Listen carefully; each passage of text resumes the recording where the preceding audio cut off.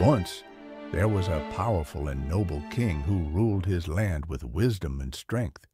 He was a just ruler, combining both spiritual and temporal power. One day, while riding on his favorite steed, he and his entourage were out hunting when he noticed a young slave girl near the marketplace.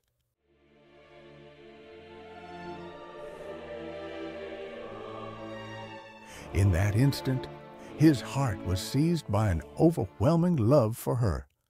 It was as if his soul had become her servant. His heart fluttered like a caged bird desperate for freedom.